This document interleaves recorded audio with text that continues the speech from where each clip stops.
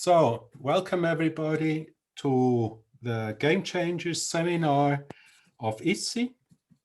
In the Game Changers seminar, which started last year, we had so far 4 blocks on topics covered by Odyssey, starting with the planets, then going on to the Sun and the Heliosphere.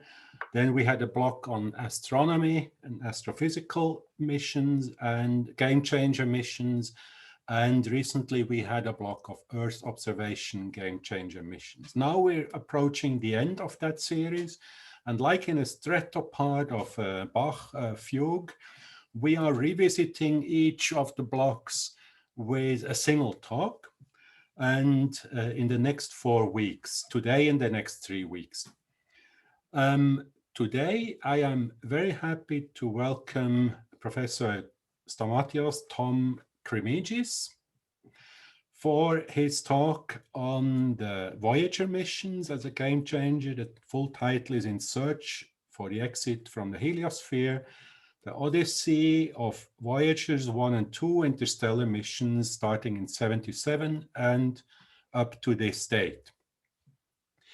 Tom Krimigis has a PhD originally from Iowa, but very shortly afterwards, a PhD in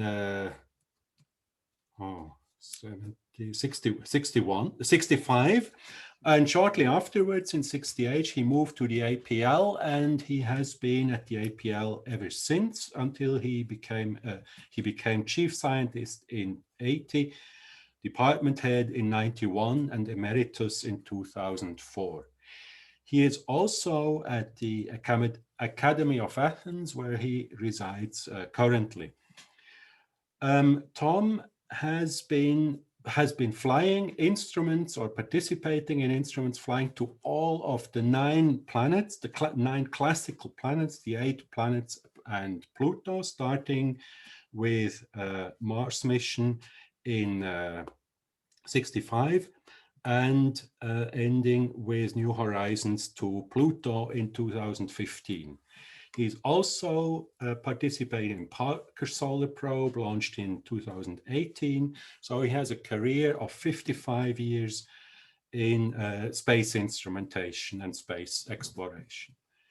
I remember Tom from my days in Maryland, but most vividly from an encounter at the Fall AGU. I believe it must have been in 2002, where Tom showed a poster with data from the Voyagers interpreted as approaching the termination shock.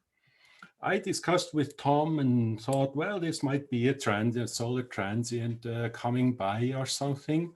And we engaged in a discussion, and boy, I came out about this size from that discussion when Tom put me straight on anisotropies and on his particle data and how he was sure that this was the first signs of the approaching heliopause. And sure enough, he was right, as we will hear today, that the Voyager 1 traversed the heliopause in 2000, order of 2000, end of 2004 or 5. We will hear about that today. So Tom, we're all very much looking forward to your presentation on the game-changing aspects of the Voyager missions as interstellar missions, not as planetary missions, but as interstellar missions starting in 1977 and going still strong. So over to you, Tom, and we're looking forward to your talk. Thank you very much, Rudy, for the... We're more than 200 now, so good audience. For the very nice introduction. I'm very pleased to have been invited to participate in these, and I will share my screen. Is that okay now? To share the screen? Yes, go ahead. Okay. So, as you said, in search for the exit from the heliosphere, This is, I call this an Odyssey, and I will explain later on why I believe that is the case. But what I share here on the left is an image that is very popular, actually, and it's oops.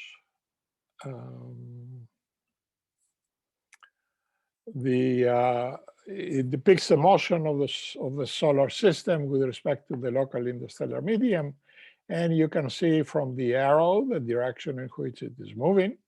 I like it because it has also those stars that have astrospheres, as well as those stars that have planets.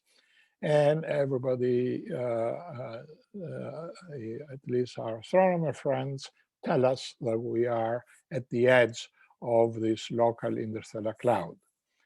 Now, I will say a few preliminary things about the sun and the solar wind for those in our audience who may not be familiar with the subject in detail. And I don't mean to in any way insult those who are absolute experts. And in this particular image, you see the sun in the center. The Earth is very close here.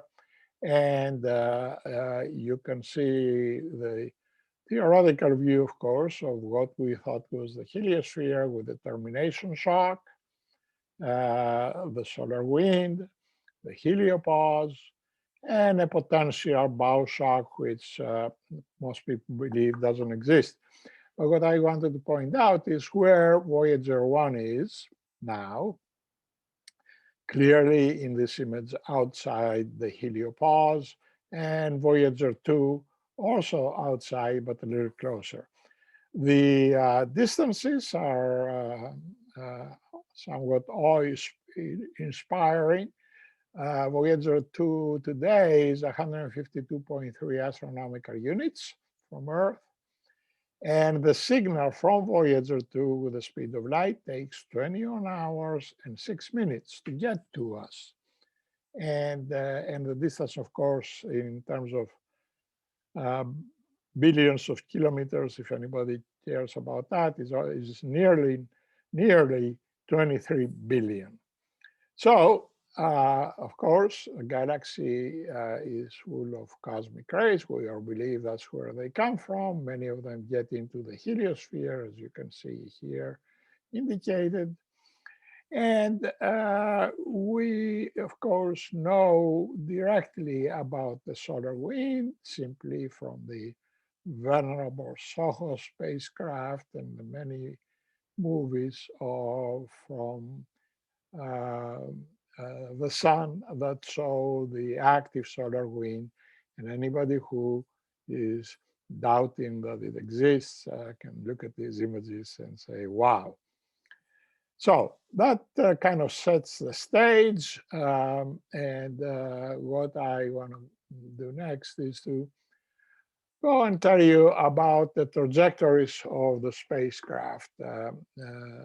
This is from a paper that I'm sure you have seen many times. The nicer view is from a paper from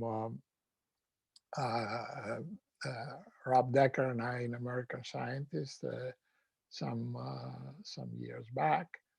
And there you can see the launch from Earth in 1977 for both Voyager 1 and Voyager 2, the passage by Jupiter for both Saturn, and then Voyager 2 went on to Uranus and Neptune. And the acceleration of Voyager 2 and 1 became possible by use of the gravity of the outer planets, which happens to be possible every 175 years in terms of all 4 outer planets. And I have a diagram down here that shows the speed of the spacecraft, the velocity of the spacecraft from 1 AU to 40 AU.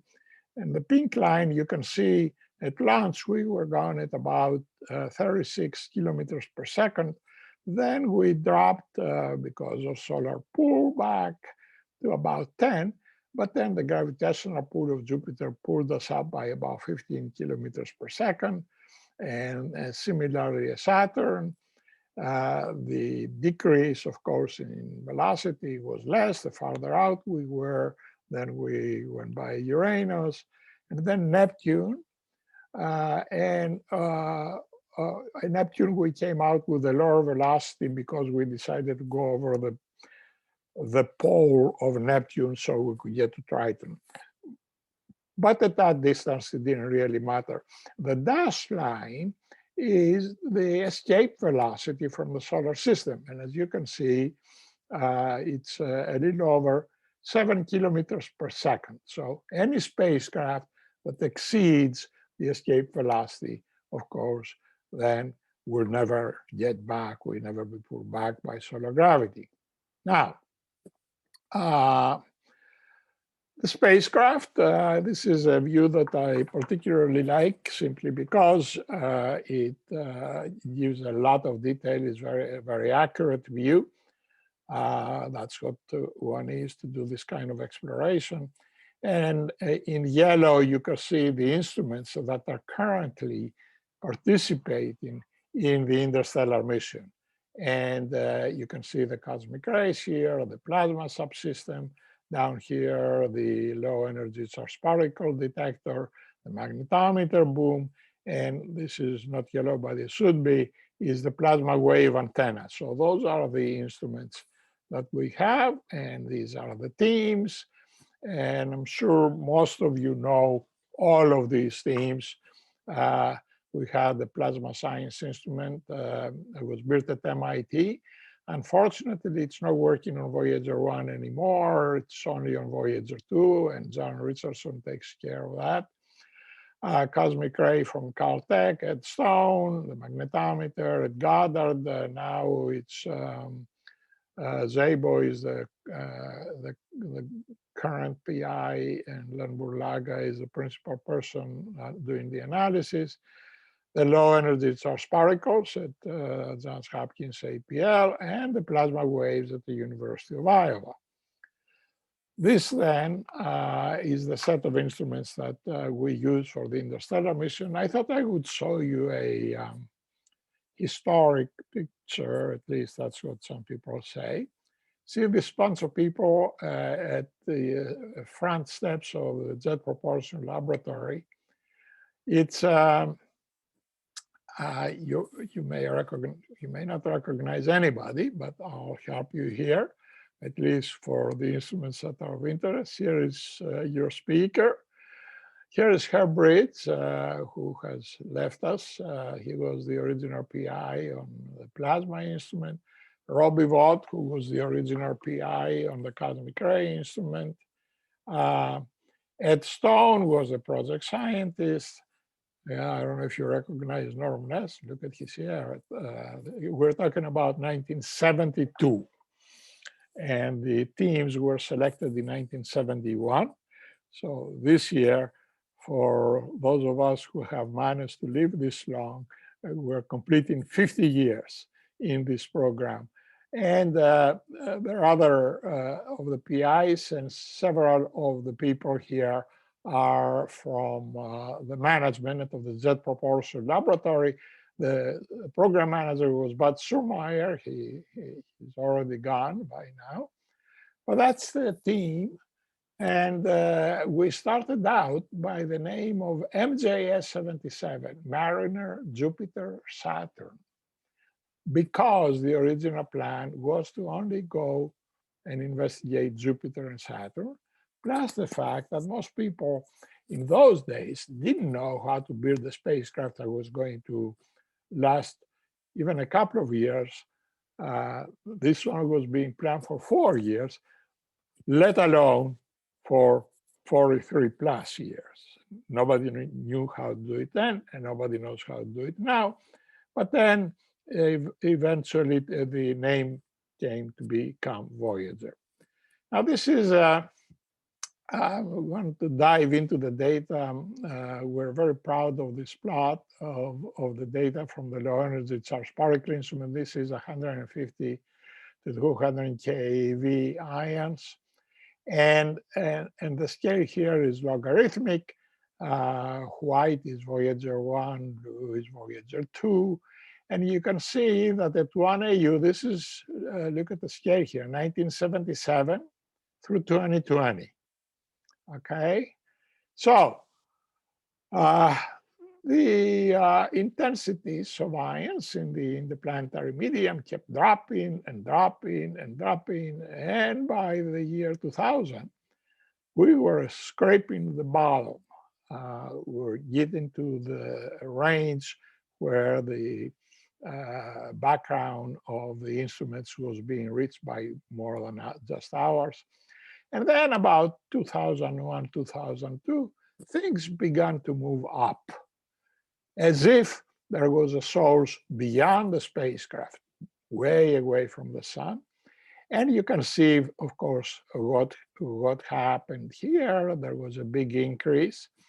I will show you in 2004, where we had a huge increase of about 2 orders of magnitude. And then by 2012, we had a terrific decrease by more than 2 orders of magnitude. Voyager 1 was faster than Voyager 2. So next thing we saw was the big Voyager 2 increase. And they both came to about the same level, mind you. And then, as you all heard, I'm sure, in November of 2018, the intensity at Voyager 2 dropped, and we have all interpreted these as exiting the heliosphere. There are a couple of other things that are of interest in this plot. First of all, that we have gone through 4 solar cycles. And you can see in the sunspot cycle here. Secondly, this is our cosmic ray counter, an integer counter greater than 70 MeV. And you can see in the inner solar system, it got down to this level. And by the time we crossed the heliopause, it had gone up by a factor of 7. Meaning, of course, that, as we all know, our Earth is shielded from cosmic rays. People perhaps didn't know by how much, but now we do. It's by at least a factor of 7. I shouldn't say at least, it is about a factor of 7. And then, of course, we have a flat region here, which is the cosmic rays. And I wanted to show you a blow up of that. These are galactic cosmic rays greater than 211 MeV. And this is the LECP, this is the cosmic ray instrument. And what I want to point out here is that you see these are various different directions in space. And this is the magnetic field vector upstream from the heliopause. And what you see is that there is one particular set of directions, namely perpendicular to the magnetic field, that now and then decreases by as much as 10%. And where the particles moving parallel to the magnetic field don't change at all. I'll get to that later on in more detail. But I want to tell you a couple of things about the instrument. We are very, very proud of the way the instrument has worked. Let's see, before I get to that, I just want to say, rotating stepper motor. The detectors are on a stepper platform that rotates the entire upper part of this instrument. And in the direction where it's facing the sun, we have a shield with a couple of calibration sources, an alpha source and a beta source. So we know very well whether we can hold the calibration. For historical reasons, I'm going to point out to you the actual group of people who were on the original proposal: Armstrong, Axford, let me see if I can see that, Bostrom, Gleckler, Fan, myself, and Lanzarote. Needless to say, some of them have already left us, but some of us are still kicking around. Okay, so the next thing I want to show you is, of course, the spacecraft again and where the instrument is hanging on the spacecraft. The reason, of course, we have the stepper motor is because we wanted to scan the entire 360 degrees and then get to the angular distribution, because as you all know, the Voyager spacecraft is 3-axis oriented, meaning that the antenna here is always pointing at Earth, nothing else moves. So what we were able to do is to scan 360 degrees. We started at this point, we went around like that in 8 sectors. We stopped and then turned around and came back. And we did that with this, as I said, the rotating stepper motor. I want you to hear. This is a scale model of the Voyager. Anyway, I wanted you to hear how noisy that instrument is when it steps. But I tell you that every bit of it has been a pleasure, because it gave us such terrific data. And I'm giving you an example here of an angular distribution. This one is in the Heliosphere after the spacecraft crossed the termination shock. And then what we do is we fit the data with a Fourier fit. We then, and first harmonic, second harmonic.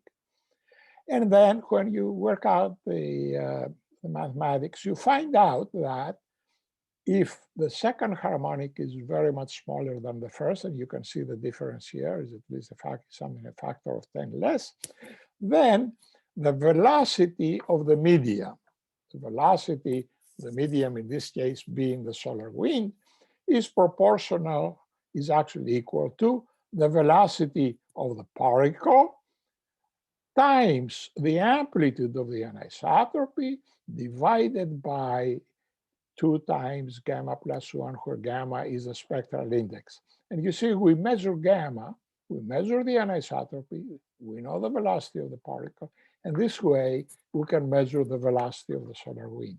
And that came in very handy because, as I mentioned, I think briefly, after Saturn, the plasma instrument stopped working on Voyager 1. So this was the only way to then find out what the solar wind was. Regarding now the interstellar mission, I'm showing you a plot here. Actually, it's based on Fichtner's presentation in 2000 in a symposium that we had on ACE, I think. And what you see here is the estimated distance of the termination shock as a function of time. Before we started with Voyager, there were numbers like 25 AU, or even 5 AU, or 8 AU. And I'm showing schematically here these numbers. And then Voyager was launched, and sure enough, we went past 20 AU pretty quickly, and our theorists, friends, decided to recalibrate their models, and they started predicting larger distances, but not large enough because Voyager kept on going and no termination shock, and the estimates began to move well into the range of 90 to 100.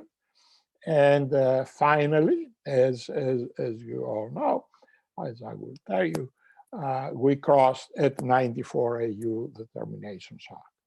And here is the crossing. It was, sorry, I'm showing you the data for the, because I want to concentrate on the heliopause. This ends at 2010 before we cross the heliopause. Now I'm going to show you data from the heliopause, which happened in 2012. And you can see the galactic cosmic rays. These are hourly averages, by the way, from Voyager 1.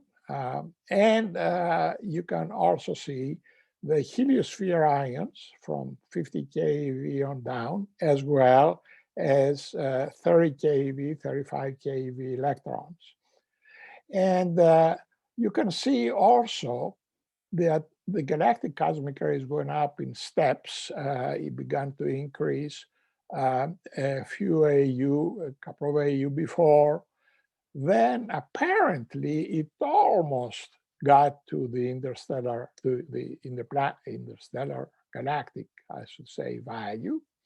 But then it came back again. And when the galactic cosmic rays went up, the ions went down. And then it resumed, it came back in, they apparently came back out, and finally it crossed the heliopause at 121 AU, 121.6 actually. So what I am pointing out here, however, is that the transition was exceptionally fast when you consider that the gyro radius of a 1 GeV proton is like 0.2 astronomical units. And the electrons, which really went back, disappeared on the first dropout and then came back and then never showed up again, have a gyro radius of 10 to the minus 4 AU. The spacecraft is moving at 0.01 AU per day. So it's moving slow enough to really see these variations very, very well. Now, the other surprise was the magnetometer data.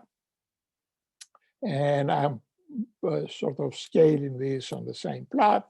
And what I wanted to point out is this is the azimuth of the magnetic field, which everybody expected would change. And lo and behold, we went from the heliosphere into the upstream medium, and there was no change in direction whatsoever. And aside from the fact that the field ended up being quite strong.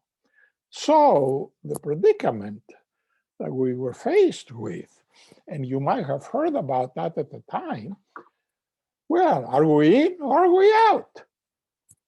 Why? Because the interstellar magnetic field did not change direction.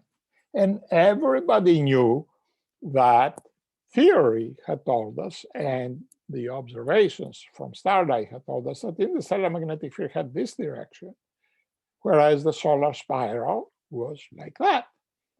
What we measured is a slight variation, exceptionally slight. So for all practical purposes, the magnetic field direction stayed the same. Also, and that was another issue, the interstellar magnetic field was greater than expected. It ended up being 0.5 nanotesla, except that it was, the expected value was around 0.2. And finally, the galactic cosmic rays.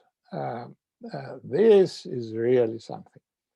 We observe that because of the little stepper motor that I highlighted for you earlier. And what we found is that the cosmic rays moving essentially parallel to the field didn't change a whole lot. But the ones perpendicular to the field, first of all, were low to begin with, then they became isotropic, then they started going down again, and so on. So here you have this set of data that just didn't fit whether we actually crossed into the local interstellar medium, to the galaxy and the heliopause or not. Well, we had many meetings, including various SSGs. This one is from December of 14, where let's see. Okay, something isn't working. But we discussed the data and what we believed. Actually, some of us were absolutely certain that we crossed the heliopause. By the way, these are the PIs, and you see some of those are sort of getting a bit old. And here is one lady, Susan Dodd, who's a program manager. Of course, we have Merav Offer, the other lady, who is in the interdisciplinary scientist. And of course, Susan Dodd, being the program manager, is the person of interest here, because I'm sure you all heard about the golden rule. The person who has the gold makes the rules. And Susie is funding all of our teams to keep looking at the data.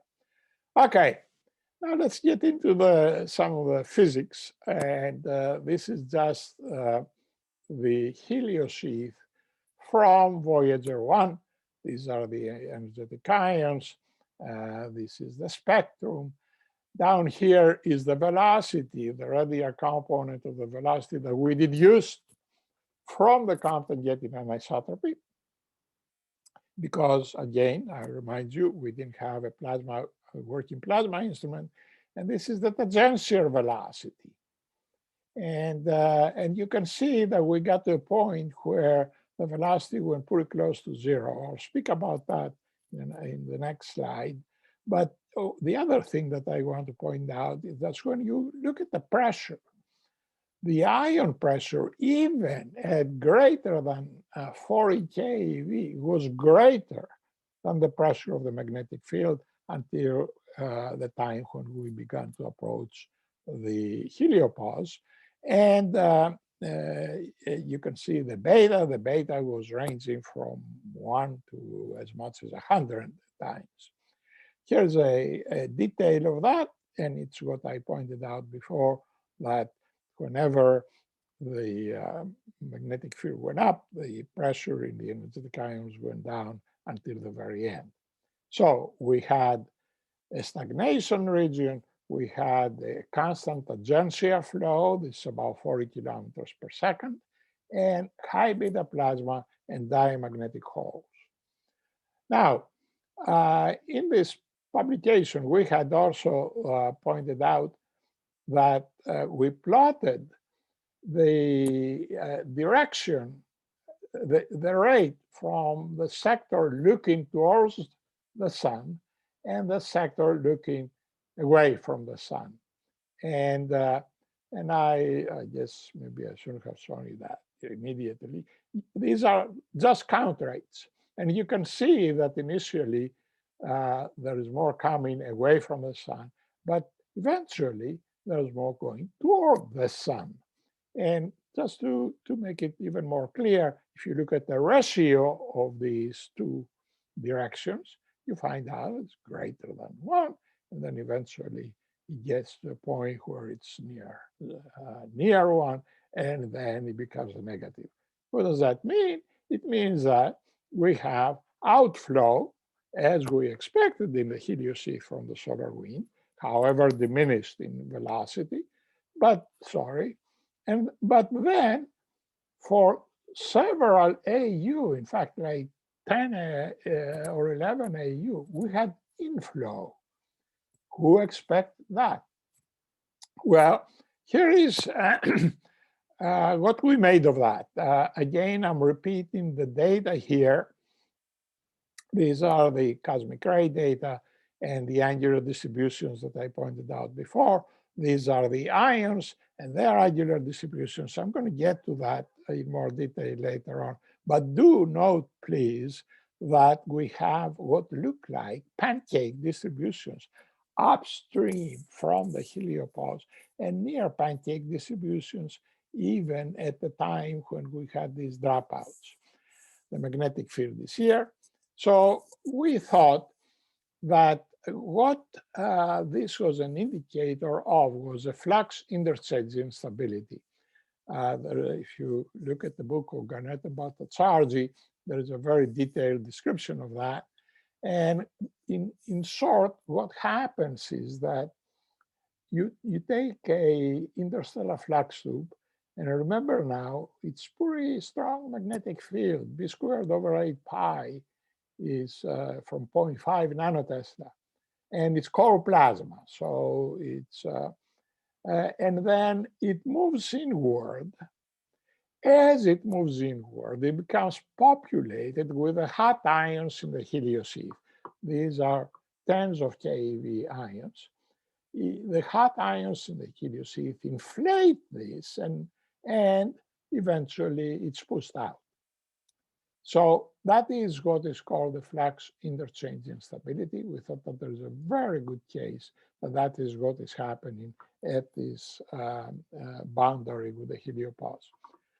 So just to summarize the crossings for both Voyager 1 and Voyager 2, I have plotted Voyager 1 down here, and we have actually stretched the scale of Voyager 2 to match Voyager 1.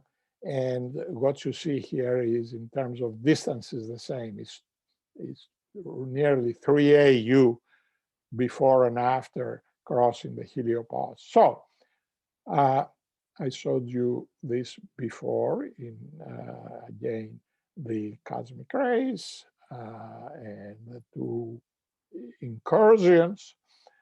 You can also see the fact that the electrons know long before even the cosmic rays do that we're approaching the heliopause, and they start running out, and they run out very quickly. And the ions decrease somewhat until the end, when everything drops out.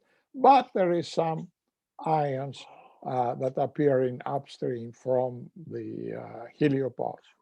And there are other papers. I'll only say a couple of things that will give you more detail, and I will get to that.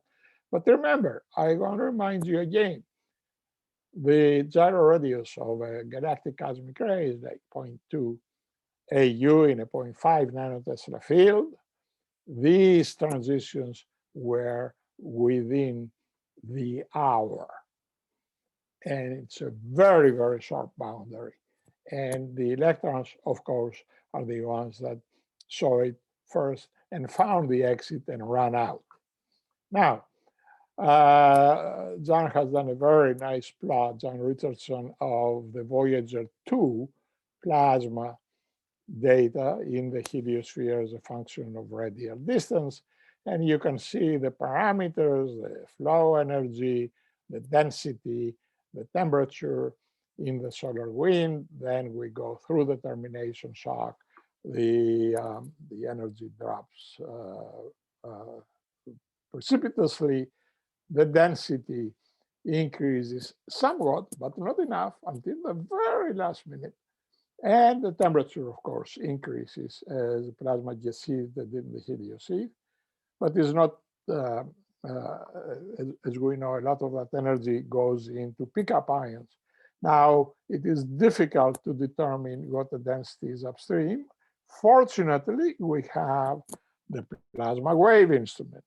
And the plasma wave instrument measures quite often electron plasma oscillations. These are just the plasma data that I'm showing you again from a paper by Kurth and Garnett. And then on Voyager 2, they saw electron plasma oscillations, which enables them to translate that into a number density. It's a well-known formula. Also, you can see the Voyager 1 plasma oscillations that we're seeing. And again, translated into electron density, we end up at about 0.12 per cubic centimeter in interstellar space, near interstellar space. And finally, I did want to show you the unmodulated spectra of cosmic rays. For years and years and years, we had all kinds of models. This is from Cummings and Stone, where they actually fit the models for both helium and protons. And it turns out that in the interstellar, near interstellar medium, the peak of the cosmic ray spectrum in protons is between 10 and 100 AU. and so it is for helium in terms of energy per nucleon. And there are various models. We don't have time to talk about those. Alan talks about those in great detail. Okay, now I like to get to, again, the little stepper motor and what it does in terms of revealing some of the physics. These are the crossings of the heliopause. Here is the one for Voyager 1. And I had already shown you a glimpse of that, namely that we have pancake pitch angle distributions. Here's the magnetic field. And you see it's empty along the field, but there are particles perpendicular to the field. And it changes as we go from inside the heliosheath outside, and you can see the evolution that you begin to lose particles along the field, not deep in, but fairly as far as when you go out, you begin to lose the particles along the magnetic field. And by the time we get outside, the only thing that is left is particles perpendicular to the field. At Voyager 2, however, the story is not the same. We have a pure isotropic distribution inside, and then we cross, and what happens is that we depopulate one side of the pitch angle distributions in the upstream medium, and we have still a lot of particles coming back. How does one interpret that? Well, we can use these distributions to deduce the field line geometry. Remember, I told you that on Voyager 1, we had an inflow of particles, which means that we have the interstellar field coming into the heliosheath, and of course, both ends were in the interstellar medium. So what do you expect? Well, you expect that if you have pitch angle distributions that are the particles along the field escape. Only perpendicular to the field stay put, and even as they come into the heliosheath, you still have one end of the line anchored in the stellar medium, and so you do with the other one. However, we have seen these kinds of distributions as well. And what that means is that one line of the one end of the magnetic field is anchored in the solar wind, the other one is in the stellar medium, so these particles run away, these particles stay put. On Voyager 2, however, because we don't have this inflow, what happens is that all the field lines are pretty much anchored inside the solar wind, inside the heliosheath. And as we move out, then you still have the solar wind part that's connecting inside populated, but the other end of the magnetic field line in the interstellar medium is, of course, depopulated. So what that has taught us is the geometry of the interaction with the local interstellar medium. I'm not going to bore you with a lot of those. We don't have a lot of time, actually. Oh, my. It's going a lot faster than I thought. So here is the figure that the cartoon that we put together in our Nature Astronomy paper. Again, the main thing to see is that Voyager 1 is out here. We had the crossing at 121 AU. Voyager 2 is down here, the crossing at 119. And I will point out one thing, and not say much about the geography of all these regions. The most important thing, and I will not show you that, is that the crossing occurred at solar min at Voyager 1 and solar max at Voyager 2. And yet, the distance of the heliopause is nearly the same. I will only say that. Now, we have these wonderful, wonderful measurements in the heliosheath here continuously. in situ, but they're point measurements. And as you all know, we have a new tool with the IBEX and the Cassini imagers, which use energetic neutral atoms to really probe with images the entire distant heliosphere. I will explain this figure in a little while. This is the image that was seen by IBEX, the IBEX ribbon. From 1AU, we see similar things from 10AU with the Cassini instrument. And the point is, these can give you the global picture. Here is the original publication in Science about the data, and we determined that we had a belt of intensities in a global sphere with some regions which we call the basins with very low intensities. This is at 5.2 AU. And when you put on the outline of the ribbon, this is the 1 keV ribbon, and you see that it is much narrower than the belt that we measured. But by the time you get to 4.3 keV, you see that this is fairly wide. I will not bother you with a lot of this, but I tell you, it's exceptionally important that we have the Voyagers 1 and 2 on either side of the ecliptic plane, and we make measurements of ions with Voyager, ground truth we call it, and energetic neutral atoms at the Voyager pixel that we then see on Cassini.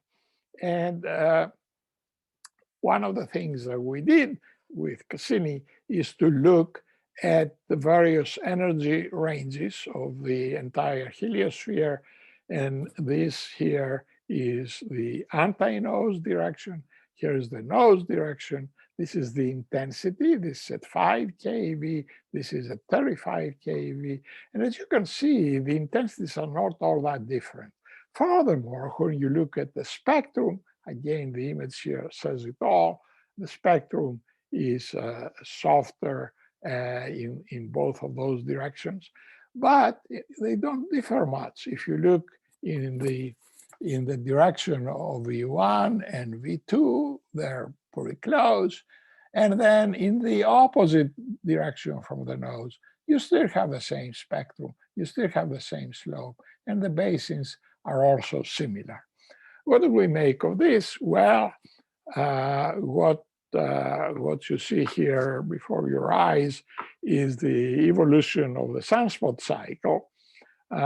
When we started in 1997 with Voyager, Cassini, and we began to make images of the sky back in from 2003. Actually, we did it even earlier.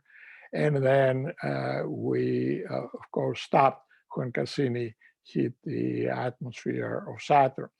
What do these images tell us? Well, of course, I will not bother you with the details. We cover like 15 years of images, and we can follow the solar cycle. We can follow the solar cycle because here we have the Voyager 1 and Voyager 2 in the heliosphere, and Voyager 1 got out before the solar minimum, whereas Voyager 2 was still there and it saw the increase. We can correlate these two. And what do we find? And by the way, we started, our first image was in 2003, I guess it says here, in 2000, sorry. And then we, of course, had IBEX images from 2009 on. And what this has done is it has enabled us to address the issue of the shape of the heliosphere. Give you a little review. Deborah Davis, back in 1955, speculated that we have a bubble of the heliosphere in the interstellar magnetic field. Then Parker in '61 came and posited either a bubble or a tail-like configuration.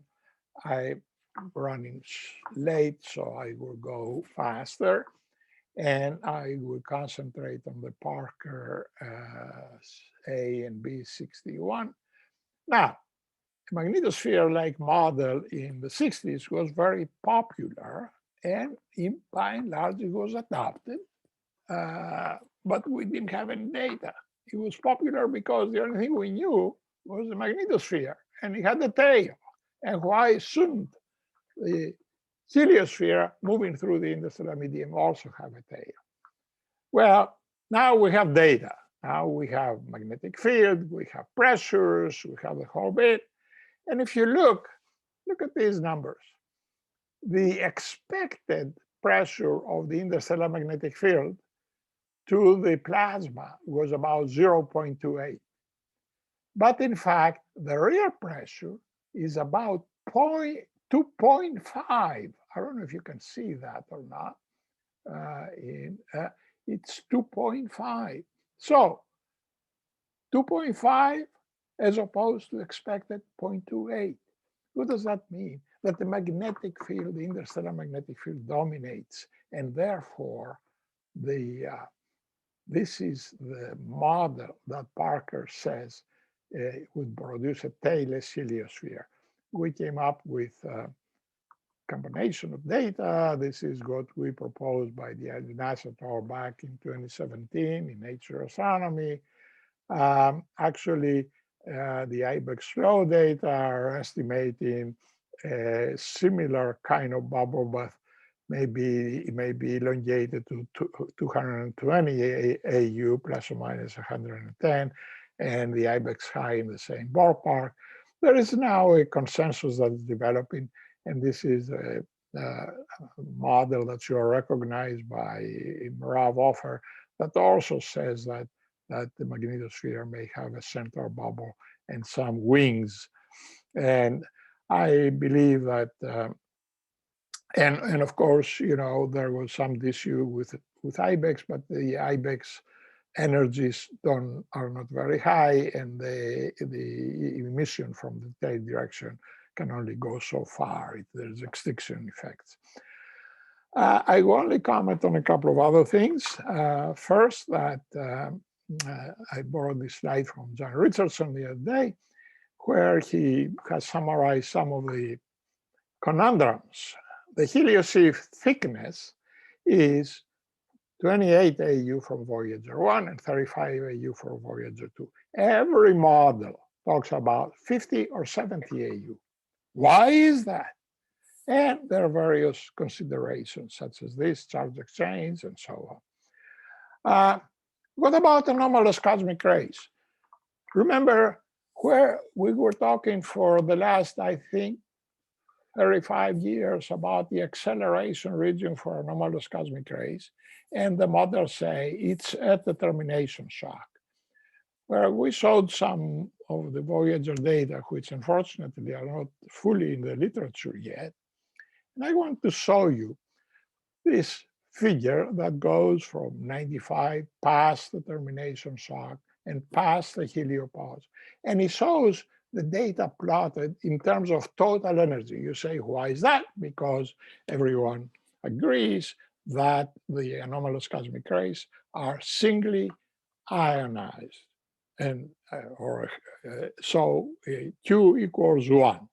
So it's total energy per charge and not total energy per nucleon. So when you do that, as you can see, we have a boost here at the termination shock for the low energies. The high energies keep on increasing until we get to the heliopause. And at all energies, mind you, look at this is 20 MeV. This one is 80 MeV. In other words, the acceleration is not happening at the termination shock, which is what There have been hundreds of papers that have been written about that. And we didn't see that with either Voyager 1 or Voyager 2. In other words, no spike at the termination.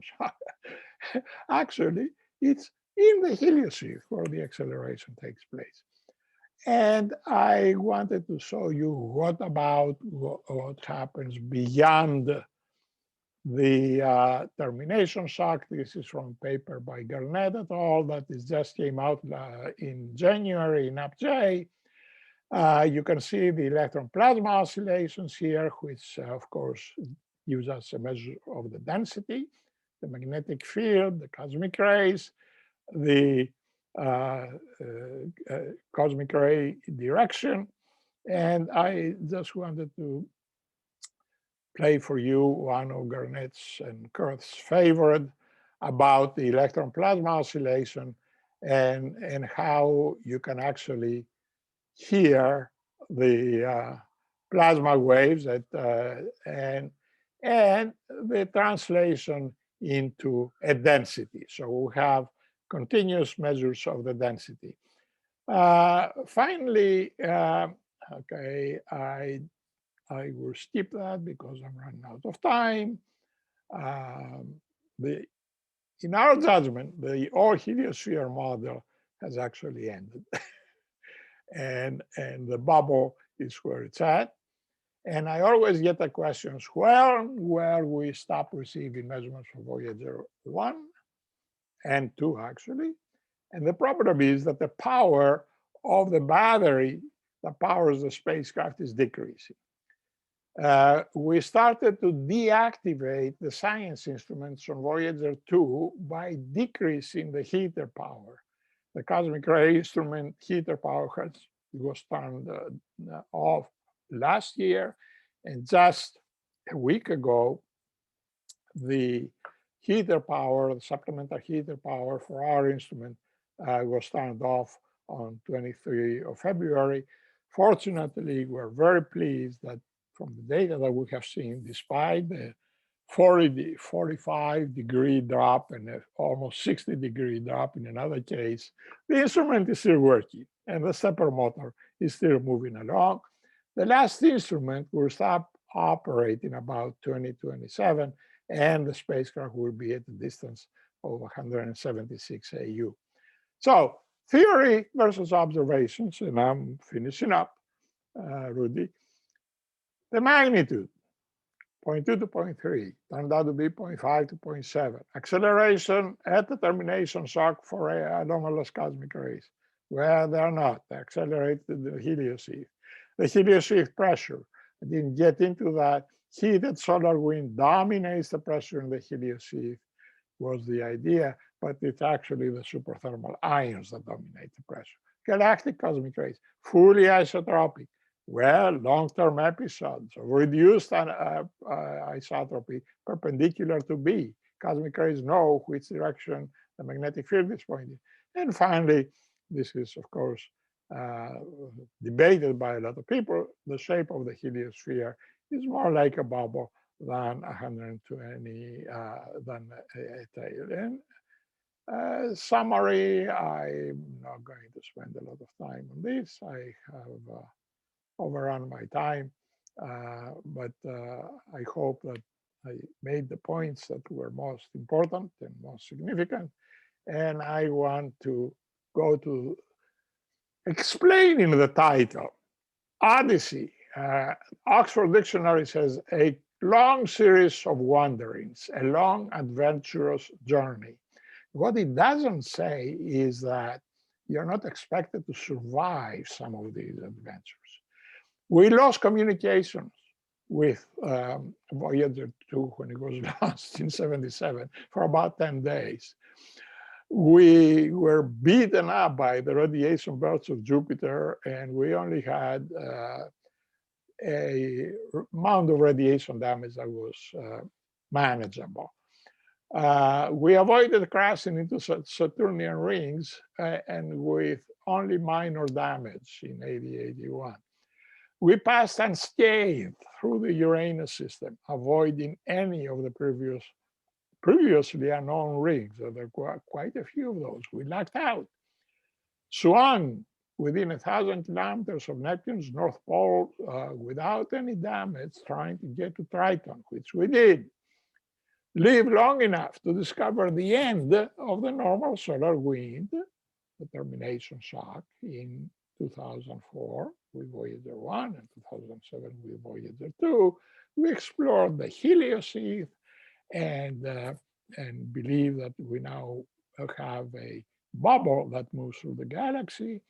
And Voyager keeps discovering new phenomena in the LISM, like the cosmic ray shocks that I didn't have much time to show you, but they are in update letters of last month in January. And finally, here we are at 43 plus years, and we still endure in unheard of temperatures at minus 60 degrees. And I just wanted to tell you, finish with a vision of the interstellar probe, which Pontus talks about, and the fact that we really don't know a whole lot about the local interstellar medium, and certainly we do not know much about beyond about 150 AU. Thank you. Thank you, Tom, for this fascinating and great tour de force across the entire solar system. You are a true experiment. It became very clear during your talk. So yeah, it's in the end, it's the data that wins over, and the theory has to adapt to the data and not the other way around. I think you made that very clear to us. Thank you. This was sure we have a lot of people agreeing with that, but nevertheless, the theories. But I know jokes about it, but I won't take any time for relating these now. We have time for discussion. Tom is with us for answering a few questions. Now you have two possibilities to engage in the discussion. Either you raise your electronic hand, and then Willy would have to unmute your microphone, so you could do that orally, or you can type your question in the chat, and there are already a few questions in the chat which I'm trying to relate to you. First, probably brief question by Mr. Schlüngel. Is there any Pioneer 10 or 11 data that could support the measurements, or could be compared with the Voyager measurements and support that, or were these inactive before? The latter is the case. Pioneer 10 and 11 became inactive before we ever got to those distances. And one of them even went in the wrong direction, went downstream. Well, it would have been nice if it had lasted, because it would have been the only one that could give us data from downstream. Right, right. There's a brief question by Elena Belenkaya. Is the velocity data beyond the heliopause measured by Voyager 2?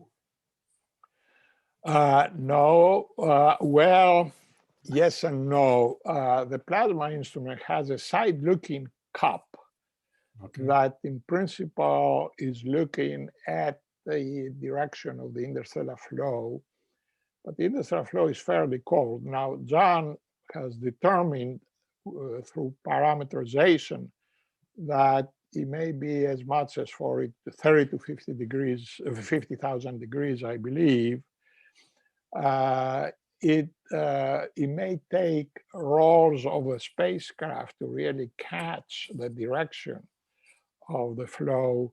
And now that we have run out of power, the whole team is very anxious to avoid playing games with the spacecraft. And so it's an iffy question in terms of the flow. But, you know, on the other hand, I mean, I think the Eberhard Mobius and the IBEX team are presumably making good measurements for that flow. So I'm not sure that's something that's the most important at this point. Very good.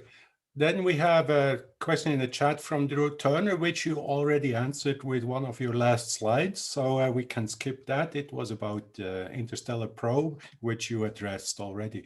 I see that we have Marsha Neugebauer.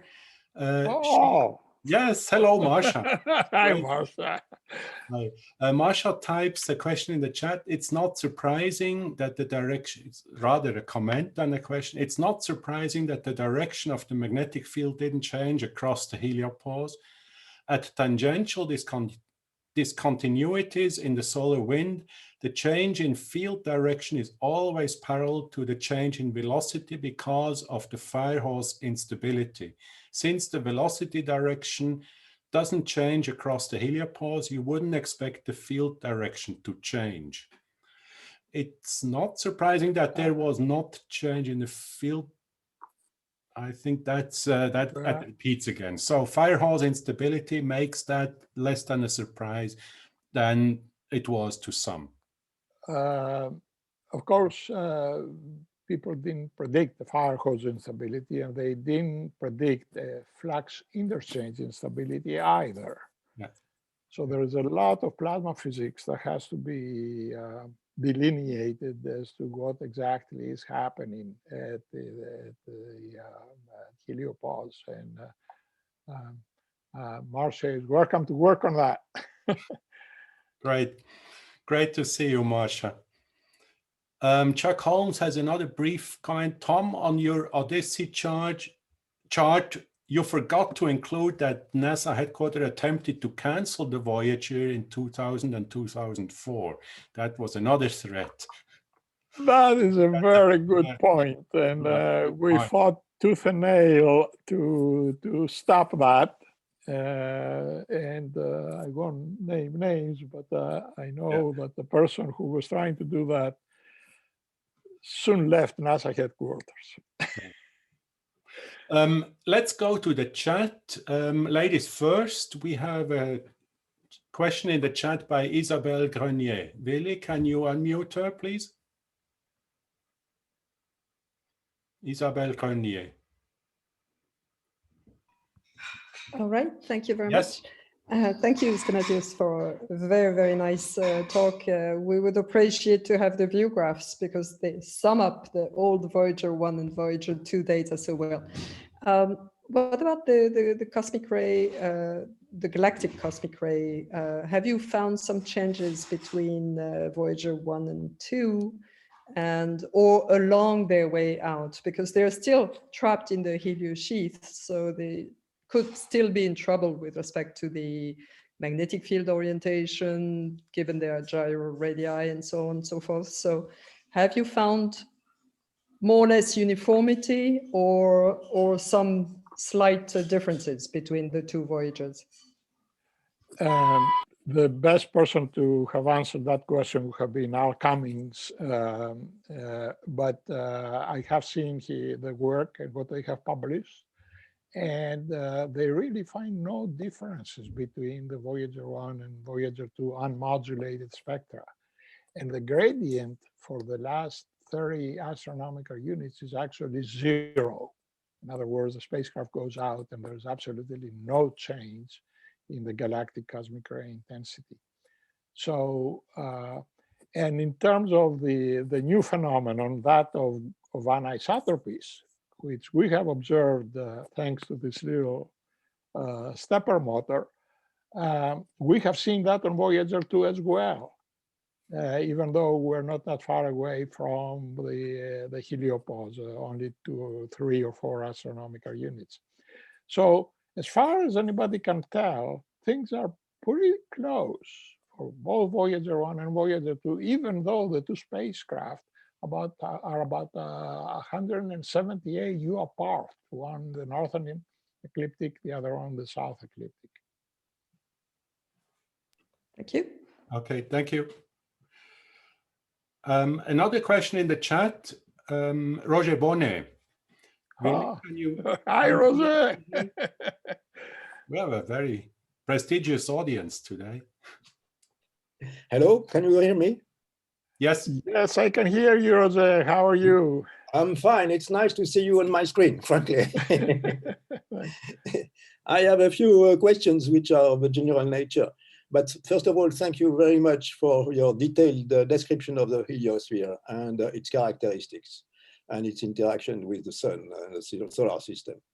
In fact, it's a very unique mission and it has a unique science. This leads me to the question, is there another heliosphere which can be compared to that of our solar system? First, and second, is there any interest in doing that? Well, I can only speculate that surely there must be another heliosphere that can be compared to our solar system. But as you know better than most of us, the ability to really make detailed measurements remotely of a heliosphere, it's pretty limited. And I haven't heard people talking about visiting another heliosphere because it does imply that you will need in situ measurements, and those are out of the question for, for a long time to come. Yes, absolutely. Yes, yes. Thank you very much. Thank you very much. I agree with you fully, but I am interested in seeing what we do in our little village of the solar system can be applied to the bigger scale in the galaxy. Certainly. Okay, let's continue in the chat. We have, before we, let's continue with the oral questions before we return to the chat. Pontus Brandt is the next. He gave a talk on the interstellar mission just 2 days ago in our workshop, which you missed. I missed that. Yes, because you had it. I think you've seen that before. Perhaps the most important question, Tom. And you probably know my opinion on this, and there's been many mechanisms in space that have failed. What is your secret behind the stepping motor?